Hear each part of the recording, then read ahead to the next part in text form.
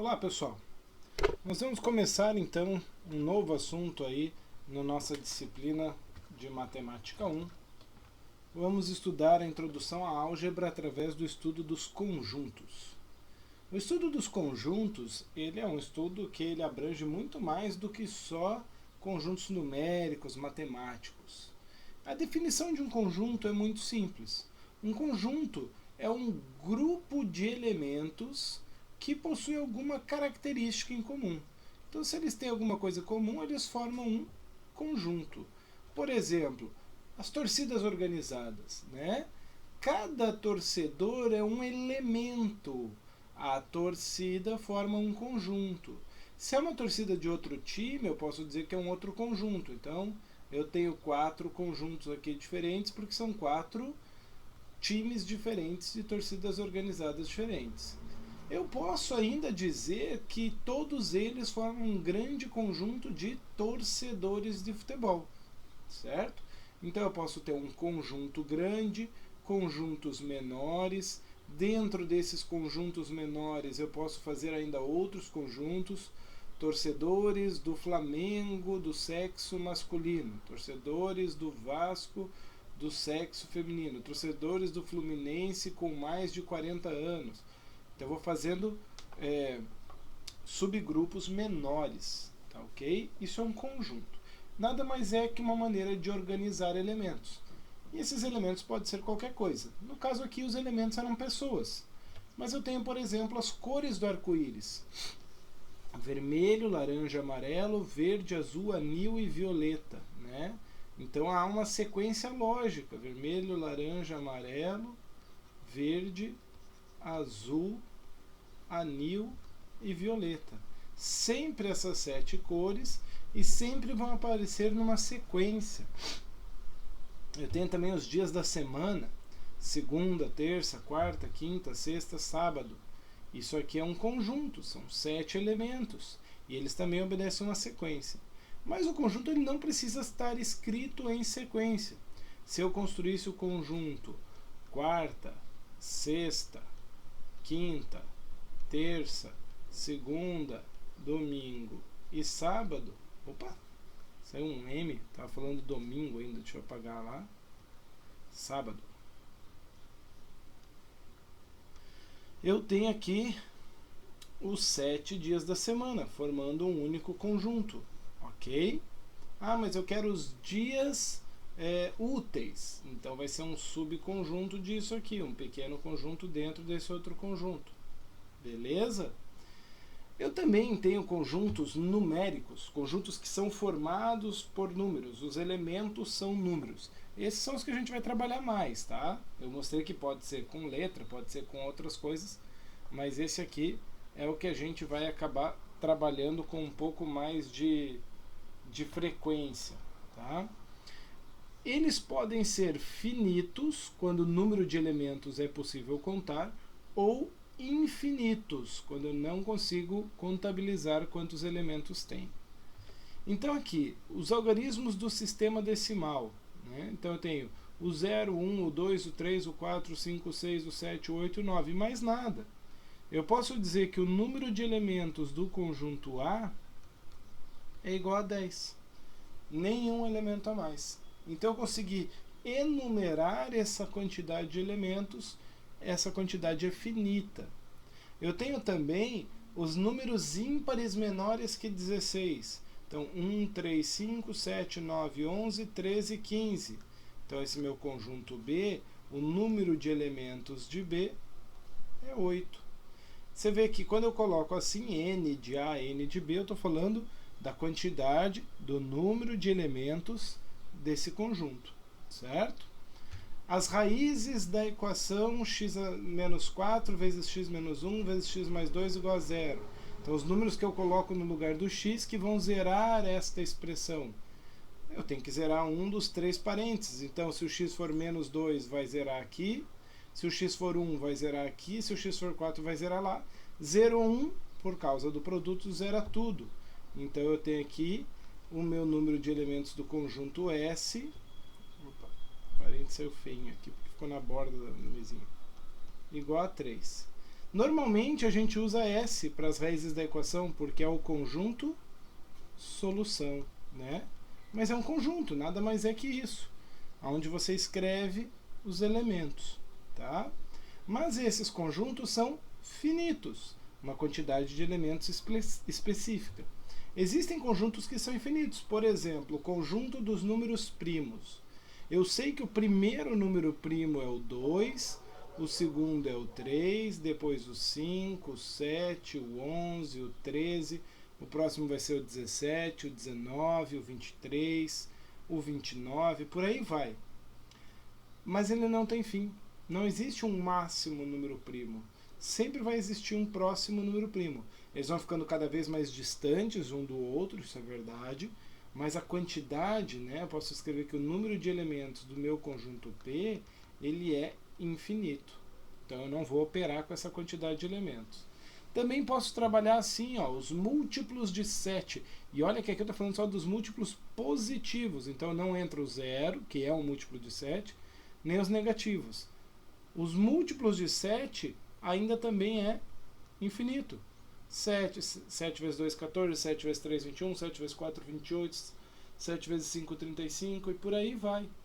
Quando o conjunto é infinito, eu termino aqui, ó, no meu conjunto colocando reticências.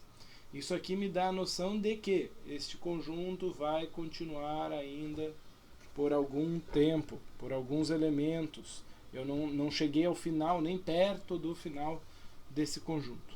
Tá ok? Bom, eu posso representar um conjunto de algumas maneiras distintas. Eu posso representar, por exemplo, o conjunto A, que é o conjunto dos algarismos ímpares do sistema decimal. Os algarismos ímpares do sistema decimal são o 1, o 3, o 5, o 7 e o 9. Então, uma das maneiras que eu posso representar é por extenso, onde eu coloco entre chaves todos os elementos. Opa, faltou 9 aqui, né? Deixa eu dar um pause aqui no vídeo e já vou corrigir o slide para vocês aqui. E aí a gente já continua com o slide corrigido. Prontinho, corrigido ali, ó. Então agora sim, né? O conjunto A é o conjunto formado pelos elementos 1, 3, 5, 7 e 9. Então, por extenso, eu vou enumerar um a um e ó, sempre começando com chave e terminando com chave. Professor, mas como que eu faço um conjunto que é infinito por extenso? Eu mostrei anteriormente aqui, né? Você usa as reticências, tá ok? Aqui o conjunto é finito, eu escrevo todos os elementos. Lógico, se o conjunto é finito e são muitos elementos, vai dar um pouco mais de trabalho.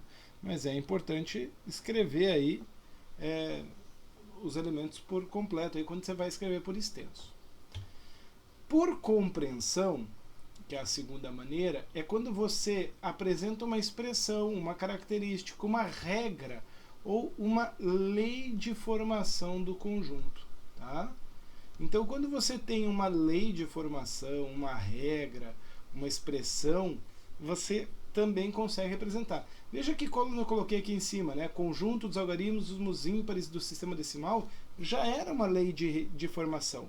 Mas o ideal é escrever assim, ó, x, essa barrinha vertical, sempre lembra, essa barrinha quer dizer tal que x, são elementos x, tal que x é um número ímpar menor que 10. Quem são os ímpares menores que 10? 1, 3, 5, 7, 9. Beleza, estou representando o mesmo conjunto de uma maneira um pouquinho distinta. A terceira maneira é a representação gráfica, através de um desenho de um diagrama. Né? Então aqui eu fiz uma forma oval e eu coloco cada elemento dentro do meu diagrama. Tá bom? Existem diagramas também onde você vai representar a quantidade de elementos. Então você faz lá o conjunto A e aqui dentro você diz que tem 5 elementos. Não o elemento 5, mas o número de elementos de A. Tá? Existem também situações onde a gente vai fazer isso, mas na outra aula aí a gente vai dar uma olhada melhor nesse tipo de representação, a gente vai usar isso daí mais para frente. Tá bom? Alguns conjuntos especiais, pessoal. Quando que dois conjuntos são declarados iguais? dois conjuntos são iguais se e somente se possuírem todos os elementos em comum. Basta um elemento diferente para que sejam dois conjuntos distintos. Vou botar um Szinho aqui. Então, aqui eu tenho três conjuntos. O A é 1, 3, 5, 7. O B é 1, 3, 5, 7. E o C é 1, 2, 5, 7. Eu poderia escrever o B diferente. Poderia escrever o B, por exemplo, x tal que x é um número ímpar menor que 8. É 1, 3, 5, 7 também. Então, nesse caso, o A é igual ao B. E vice-versa, o B é igual ao A. Mas o A é diferente do C e o B também é diferente do C. Porque esse 2 que tem aqui no C não tem neles. E o 3 que tem neles não tem no C. Tá ok? É lógico, se dois conjuntos são iguais, o número de elementos de um é igual ao número de elementos do outro. Mas, né, não basta só a quantidade de elementos ser igual. Tem também que elemento por elemento tem que ser coincidente. Existe também o conjunto universo. Conjunto universo é o conjunto formado pelos elementos que podem ser utilizados em determinada situação. Por exemplo, eu vou contar o número de alunos na turma. O número de alunos da turma nunca vai ser um número decimal, nunca vai ser um número negativo. Pode ser zero, posso ter uma turma vazia que não tem nenhum aluno. Ou vai ser um número inteiro positivo. Então, eu identifico aquele conjunto universo como o conjunto dos naturais, por exemplo. Imagina que eu estou resolvendo esse problema. Ó. Eu quero números x, tal que x ao quadrado seja 2. E eu vou usar naturais. A gente vai ver na próxima aula o que são os números naturais, a definição melhor disso, tá bom? Não se preocupe, a gente vai relembrar todos esses detalhes. Bom, natural é inteiro positivo. Que número inteiro e positivo é igual a 4? Apenas o 2. Então, nesse caso, o conjunto A é formado pelo elemento 2. Mas, se eu tivesse o mesmo conjunto A, com a mesma expressão, e o meu universo fosse os inteiros, os inteiros admitem números negativos. Então, se eu pegar além do 2, o menos 2 e elevar ao quadrado, também vai dar 4. E aí o meu conjunto A passa a ter 2 elementos. Tá ok? Esse conjunto A que só tinha um elemento, ele é o tipo de conjunto que a gente vai ver agora, que são os conjuntos unitários. Um conjunto é dito unitário quando possui unicamente um elemento, exatamente um elemento. Então, por exemplo, o conjunto 4, só assim é um conjunto unitário. Ou B igual a x, tal que x, 3x menos 4 igual a 0. Se você resolver essa equação, você vai chegar que x é igual a 4 terços. Então, somente o 4 terços está aqui dentro do conjunto B. É um conjunto unitário também. Ok? E temos também o conjunto vazio. O conjunto vazio é aquele que não possui nenhum elemento. Tá? Então eu tenho aqui, por exemplo, x pertence aos inteiros, tal que 2x menos 5 igual a 0. Se você resolver essa equação, você vai chegar que x é igual a 5 meios. Mas eu parti do princípio que x tinha que ser um número inteiro. Não tem nenhum número inteiro valendo 5 meios. 5 meios não dá um número inteiro. Então, nesse caso, eu posso representar assim. O C é o conjunto vazio, ou C igual a vazio. Ou eu uso o símbolo de conjunto vazio, ou eu uso chave, deixo um espaço vazio aqui dentro e fecho a chave. Esses dois são vazio. Cuidado! Isso aqui não é conjunto vazio. Ó. Se eu coloco o conjunto vazio dentro de chaves, eu estou representando um conjunto unitário, onde o meu único elemento é o conjunto vazio. Só, mas não entendi. É bem complicado. Na aula, eu posso dar uma discorrida um pouquinho melhor disso na aula síncrona, tá bom? Então me lembre se isso aqui ficou confuso para você. A única coisa que eu quero que você tenha certeza é que nunca use isso aqui para representar vazio.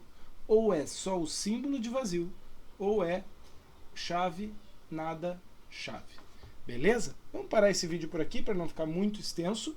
No próximo vídeo a gente dá continuidade falando da relação entre elementos e conjuntos.